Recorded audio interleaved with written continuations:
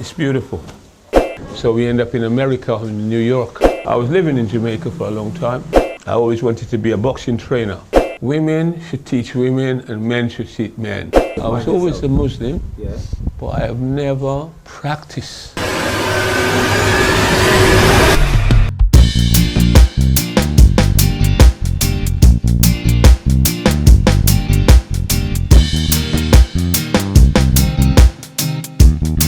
Abdurrahman. Yeah. All right, we're going to start from the beginning. Where were you born?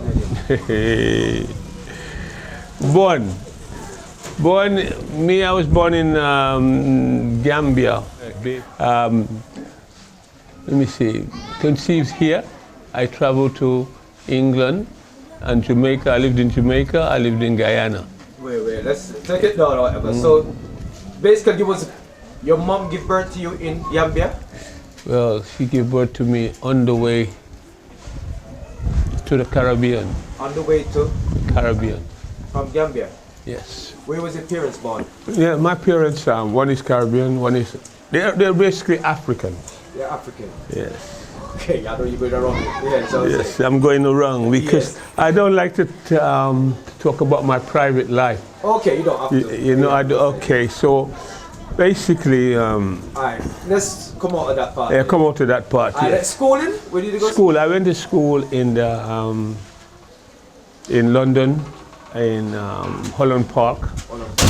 Alright. Primary school? No, primary. I did primary in Guyana. Wow. Yes. So I spent 14 years in Guyana. Wow. Then I went to England. I spent. I went to school from 14 to about 17.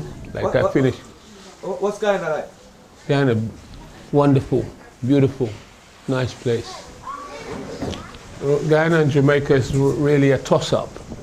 Oh, so which one to live? Well, to live, I would prefer Guyana not because of the country, Jamaica. Jamaica is beautiful, but the people are not so aggressive. Okay. You understand? I mean, but it's got its its ups and its downs, but I understand that. No, because I spent a long time in Jamaica too. Okay. Yeah. Before you go to Jamaica? Yeah, long time in Jamaica. Trust me, I used to go to Jamaica every year. And before we reach Jamaica, okay. What sports were you into? Me, sports, every sport. Running, jumping, everything. From Guyana? No, from Guyana I played cricket, I played football, but mostly cricket. Yeah. Cricket was one of my sports, that I did. From Guyana, you came to England. You went to England. Yes, England. You went to school in England? Yes. I went to school in Holland Park in England. Yeah. Holland Park Comprehensive. Okay. And what sports you was into in England? I was in football, boxing, judo, karate, martial arts. Wow. All sport, or anything to do with fighting I was in. All right. Yes, I started judo at the age of 14. Yeah. No, 13, 14. I became brown belt judo. At the same time, I went to work from school. I was a civil engineer apprentice. Okay. Yeah, I worked for. At what age? Straight out to 40 year. I did school. I did GCSE and CSEs at the time. They had a subject called CSE. Yeah. And CSE, if you get a grade 1, it was like an O level. Yeah. So I had a couple of them. So I was able to sort of join Wimpy's. Okay. Wimpy's. What is Wimpy's for anyone who don't know? What is Wimpy's? Wimpy's is a building company. Okay. It was at that time. In England? No. Yes. It's George Wimpy. Okay. They build homes and buildings and tower blocks and everything. Yeah. At that time, they were one of the biggest builders worldwide, them and Taylor Woodrow. I think they merged after many years. Yeah. Anyway, Yes, I worked on as a civil engineer for about 6 or 7 years. All this direct working right through? Yeah. As a from teenager? From the teenager, yeah. All right, okay. I worked there. I work on the BP building in Victoria. Yeah. I left. I went back to college. I went to I left Wimpy's and I went back to college. To study what? I was just finding, searching. I went to let me see. I went to college in where is it? The Cut. I'm trying to remember my old. This is a long time. Yeah, I understand. Yeah. I went to Walbrook College in Suffolk. Yeah. This is in London. Yeah, London again. Yeah. And my parents, like my mother, started immigrated to America, so I was getting ready now to leave London for a while. To America. So we end up in America, in New York. Okay. Yeah. With your mom? Yes, and my sisters and a lot of family is in New York. Okay. So in New York, I was into, in London I was into like amateur boxing. Okay. Yeah. Let's talk about it. Before, This is after the judo? No, I did judo, I did karate, many different styles of karate. I did Shotokan and Wadaru, Shorikempo, different styles. Yes. Yeah, different styles of martial art. And then I took that to a different level. I get into, my family background. My mother's side of the family was into sports. And my uncles was boxers. Where did they live? London as well? Some was in London, some was in Jamaica, some was in Guyana. It's all over the place. We're international. So what is your Christian name? My Christian name, I don't have a Christian name, I'm Muslim. I'm a Muslim. Muslim. Yes, I'm Okay. a Muslim. So you throw away that name? Throw away everything. Oh, before you... No, the thing is, right, you don't throw away anything. What you do is, to practice your religion properly, what you need to do, you need to move away from the things that you was doing that to enhance what you want to do. Because my friends, we grew up in Brixton area in London. Right, my parents tried to move me away from that area into places like, West London, where it was more, upper, the upper cross, right? That's why I said I went to Holland Park School in Early Gardens, and that's in Holland Park. So.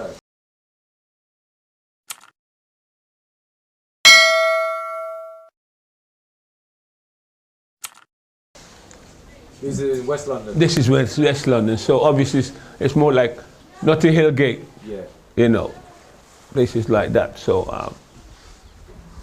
so to practice my religion, I had to move away from the things I got accustomed to, that I was institutionalized to. Like parties. You used to like to party back in the days? Well, I grew up in London. Yeah, but Carnival, you know how it is. So what type of music do you listen? Everything. One of my best friends was Castro Brown from Jamaica. Wow, Castro Brown. Yeah. Okay. Is it Brixton? Live in Brixton is Jamaica. Dennis Brown cousin. Yeah, I heard about right, that. He was one of them. He had a major label called New Name Records. Yeah. I spent a lot of time in Jamaica with him. I was living in Jamaica for a long time. Where in Jamaica? Halfway down there by Constant Spring Road. In Kingston? In Kingston, yeah. Okay. And was it nice at the time? Jamaica is Jamaica, bro. Jamaica is nice. Jamaica is nice. Yeah. Jamaica. The Caribbean is just a beautiful place. So, like I said, I grew up in Christian environment. Yes. Mostly. Yes. Simply because. No, I didn't really go to church. I You know, most people that I know, they say they're Christians, but they're not. They only follow what their parents said. Yeah. They are. You know. Say, what are you? You're a Christian. Yeah. But do you go to church? No. Do you pray? No. What do you do? Well, I'm just Christian. You see how I wear a cross. Yeah. That's it. So that's the people I grew up with. Yeah. You know, dreadlocks. I grew up with. At the time when everybody's moving from what you say, Christian to Rastafarian, or any other religion to Rastafarian, and at that time everything was dreadlocks and roots and reggae, and you know how that is. So yes, so that's the era that I'm growing up in. So mixed with the Caribbean, mixed with England and America. I was into boxing, martial arts, so I combined boxing, you know, all this stuff. So I went off to America with my parents. You know, you have to follow your parents, right?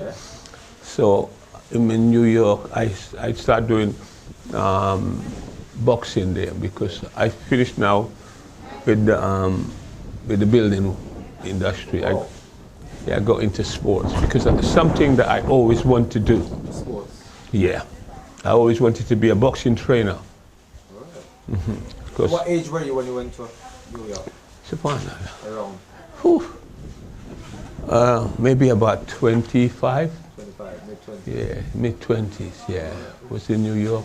I spent about 8-9 years in New York. I went out to Cleveland. New York got lots of like a mad thing. Parties. It's a mad thing. Yeah, that's what I'm saying. All right.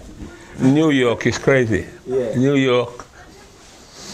Let me see, New York was in the 70s, New York was crazy. I mean, I've been traveling to New York before. Okay. So I'm familiar with New York.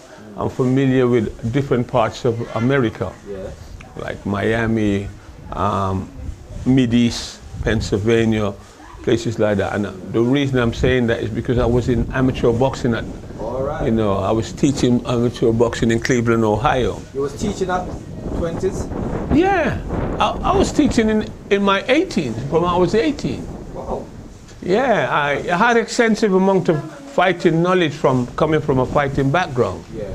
You know, we had great fighters in, you know, one of my family, my mother's side was a brother named Cliff Anderson. He's very well known in British boxing. Yeah. He was the Empire champion. And we had many different other champions in, you know, Commonwealth champions and stuff like that in our family. So I had a lot of extensive amount of fighting knowledge mixed with martial arts and all that. So, you know, okay, wow. I was able to sort of come up with my own style of doing things, you know, and introducing little things and, you know, mindset, etc. So I was doing this in New York and in Cleveland, Ohio for a police athletic league. Yeah. I took, during that time I'm going back and forth from England to America. All right? England, America, Jamaica, Guyana, like that. Yeah, because that's how my life was, you know. So here the thing is, I got a bunch of people in Jamaica, a bunch of people in Guyana. And, you know, if you was growing up... When you say your family? Not only family, but friends too. Good friends as well. Okay. Yeah. So, you know, at that time, we travel. When you get a chance, you go many places to find... But my thing was boxing. Yeah. Anyway, so we had the Golden Gloves in America. I had 4 Golden Glove champions. Yeah. In a place called... Tennessee. All right. In Tennessee, we had, you know, National Golden Glove Championships there. I had a few champions in that. Then after a while, I decided to go back to England. Yeah. Went back to England, train. I work with, I go from the amateurs into the pros. Yes. From the pros now, I work with more than 11 world champions. 11 world champions? I work with them. Wow. From New York. Any names? Throwing out names? Yeah, I work with even the Jamaican body snatcher. I work with him. One fight in England. he fought Glenwood Brown. We're talking about Mike McCallum. Mike McCallum. Yeah. Okay. At a given time, we were good friends. You know, through other people that I knew, like in London, who brought him to London for one fight. Yeah. From that fight, I get to know him very well. You know, we used to have a little talk and a little drink together. You know. Yeah. I knew Castro Brown, who was promoter. he was what do you say, record. He was in the record industry, Yes. but he used to have race horses, and he had young amateur fighters in Jamaica. Okay. Yeah, in Dragon and Guinness Gym, and through that we got very close, you know. And he brought his fighters up to England, and I used to train them all. Yeah. And from that I became a trainer, and then I became a promoter. Then I did quite a few licenses through the British Boxing Board of Control. I used to do small hall shows, just the 1,000, 2,000 amounts of small hall, like town halls. Yeah. Like Wandsworth Town Hall. We did quite a few shows. I did a show with Barry Hearns. Yes, I worked with Frank Warren as well, with Mark Prince and Cham Juve. I was signed. I part managed these guys with Warren, Frank Warren. We did a lot of, we did shows with Phil Martin as well. From Manchester. From Manchester, yes. Manchester, England. Manchester, England, yes. We did some shows there. We did, I think it's one of the big arenas in Manchester. We fought one of Phil Martin's boys, and we won the WBC and the WBA, yes, international title with one of my own fighters that I manage. And from there, we fight in America. We fight for the world title, and I stopped doing this boxing only since the pandemic, really. Oh, you stopped doing boxing? Well, I'm not really active in the boxing game no more. So, when did you, convert, I don't want to say the wrong thing, to Muslim? Revert? No, I was always a Muslim. It's just a matter of practicing the religion. You used to move with a lot of Muslim people before? I moved with, Muslims, Christians, hippies, anybody. Yeah. That's how I was. Mm-hmm. But after a while, you begin to say to yourself, well, what's my purpose in this life? Yeah. I train fighters, I make some money, I travel around. Mm-hmm. I mean, there's so much I can talk to you about my life that I have left out a whole lot. So you don't want to talk about? Well, it's not a matter of I don't need to sort of be talking about the things that doesn't really matter. Yeah. I want to talk about things that matter. Okay. And what matters is what I'm doing. Okay. The things that I've done before, it's just like my experience. You ever been in trouble before? Trouble? Everybody's been in trouble. With the law? No, not like major trouble. Okay. Stop and search and, driving without insurance or something, yeah. All those things. Okay. Yeah. Right. I'm not really, I'm not saying that I haven't done bad things in my life, but I just haven't been caught. You know what I'm saying? Yeah, so. All right, before, did you have kids when you was on this? Yeah, I had my first child when I was about 25. 25 years. Yeah. Okay. Yes, I have children. Were you married then? Yes. No. At the time? No. I was. This is like the rogue side of me. I wasn't married at that time. No. My first child was like out of marriage. Were you settled down with her? Yeah. No. I tried to settle down. Yeah. We was going to get married, but it just didn't happen. I think she was a bit more rogue than me. Okay. You know what I'm saying? All right. Yeah. But anyway, after that, I had other children, but I was married. I got, I tried to put my life together. I got married, got divorced. Okay. Then. All right, let's go back to the Muslim thing now. Yeah, same thing. Coming up to the Muslim thing. Okay. So, yeah.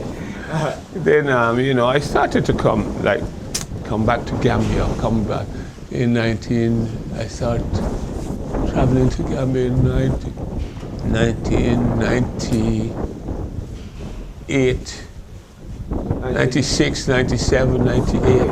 All these years, yeah. So what was Gambia like then? Oh, Gambia. Yeah. Gambia was just, it was beautiful. I mean. You coming out of London City, where all the I've always high-rise buildings and everything like that. I mean, yeah, and all those things like that. Yeah, pavement and all the stuff that. But London is just a concrete jungle, isn't it? Yeah. I mean, remember, as a young guy, I was traveling at a very early age, and I was living. Like staying in Jamaica, staying in places like Guyana, went to Trinidad, Barbados.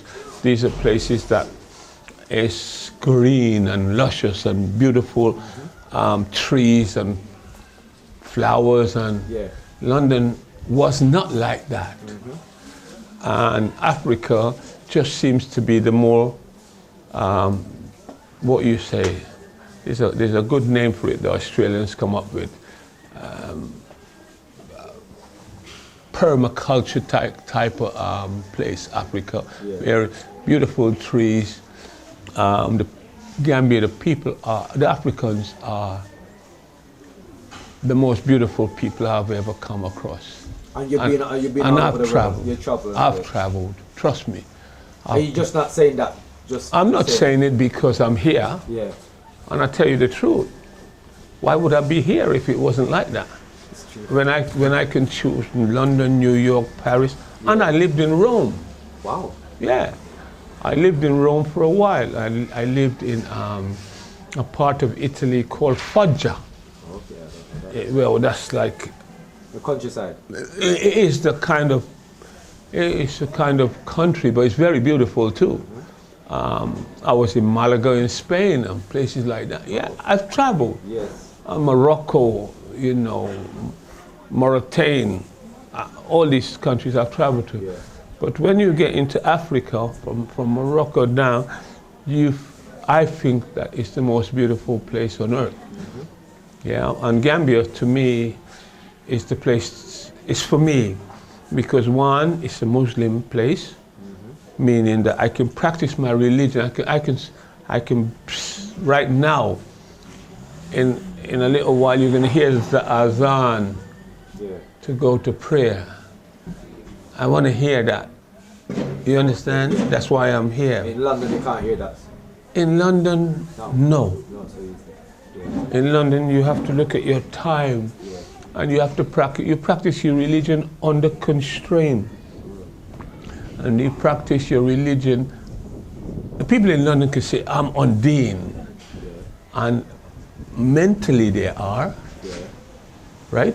Because they've told themselves that is, and they try to live to those, live within that sort of parameters, like going to the mosque on time, going to lectures, sitting with the sheikhs, etc. when they come there. But I find, this is my experience, and like I said, I've traveled all around. My experience is that England, America, and these places, they institutionalize you, they instill in you certain things that is very, very difficult to remove. Only when you come to, once you do something called hijrah, move away from you start to become healed. It's like you're coming back to Africa, you're getting healed. Or you come into a Muslim land which you get healed from those that brainwashing, that you know, like they say, when you're in Rome, you have to do what the Romans do, because the Romans have set their laws and their way of doing things. So if you don't do it, then what happens is that you seems to be the odd one out straight away. And a lot of Muslims in these countries who's pretending that they are doing the right thing, they're not, because they cannot. They're in Rome, so they have to do what the Romans do. So they do their Islam within those that parameters. You understand? So, I did go back to Muslim. Why did you convert? I didn't convert. Or what? You explained to me. No, what I'm saying to you, you I was find always a yourself. Muslim, Yes. but I have never practiced Yes. because of Like around you, like. my environment and my peers. So when did you start practicing? I didn't, you know, when practicing means like you have to be praying on. Yes. I started to do that, let me see, about 15 years ago, I think. Okay. You understand? About 15 years ago, I started to check myself, All right. started to pray. We're gonna move a bit forward now. Yes. When did you come to, why did you come to Gambia to live? Why? Because Gambia is my home. Yes. In my heart, Gambia has always been my home. Yes. And Gambia and the Gambian people has always been my people. Yes. And it's the most relaxing place that I've found on this earth so far. What is life like in Gambia? Life is in Gambia. It's beautiful. Yeah. I mean, what I do is, to me, is beautiful. I have a purpose. Yeah. And my purpose is that I run a charity, and not that my charity works very, very well, Yeah. but I run a madrasa, me and my wife. I'm not thinking of having any more wives. We're talking about rape, violence and crime, serious crime. No, not in the Gambia here. Orphans here, and we have what we call miskin children. It's a boarding school. They live here. She wants to separate the children, you know, so there's no free mixing. We allow them to come once a month. Every month. Them to? Yeah, we allow them to come once a month. Looking for? First, we look for kids who are playing football, so we can give them a vest. Yeah. It's not in his plan. Yeah. And then the clothes too, we just pass to a community who we think they really need it.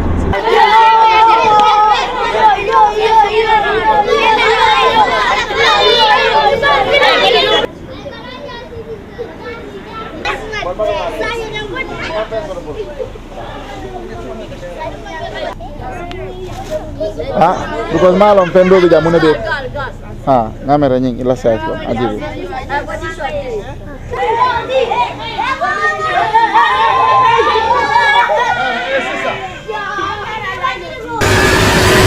I run a company called Zen Construction, and I'm using my company to actually build a hotel.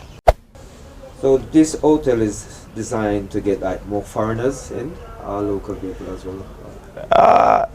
The hotel is open to all season, Okay. and doesn't matter where they come from, but I want to keep it for all season. I don't want to have this concept of tourism only. Yeah.